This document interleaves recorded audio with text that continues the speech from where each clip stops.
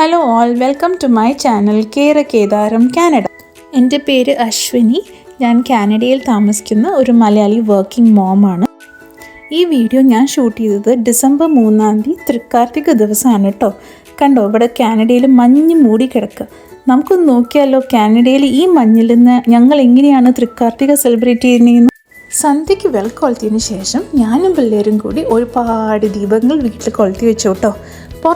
പുറത്തുള്ള മഞ്ഞ് നിങ്ങൾ കണ്ടതല്ലേ, പക്ഷെ ഞങ്ങൾ വിട്ടുകൊടുക്കൂ.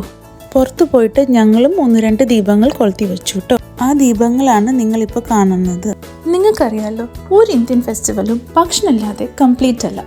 അപ്പം നമുക്കിന്ന് നമ്മുടെ ഡിന്നർ പ്രിപ്പറേഷനിലേക്ക് കടന്നാൽ, ഇന്ന് നമ്മൾ ഇവിടെ ഉണ്ടാക്കാൻ പോണത് ഈസി ആൻഡ് യമ്മി ആയിട്ടുള്ള പനീർ നിർവാനയാണ്. അതിനായി ആദ്യം വേണ്ടത് പനീർ മാരിനേറ്റ് ചെയ്യാനായിട്ടുള്ള ഇൻഗ്രീഡിയൻസ് ആണ്.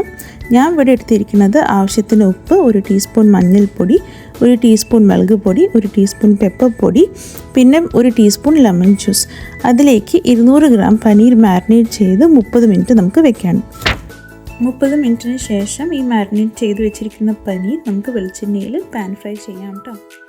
ഇനി നമുക്കൊരു കടായി എടുത്ത് ലേശം വെളിച്ചെണ്ണ ഒഴിച്ച് ബനാന ലീഫിൽ നേരത്തെ ഗ്രില്ല് ചെയ്ത് വെച്ചിരിക്കുന്ന പനീർ വെക്കണം.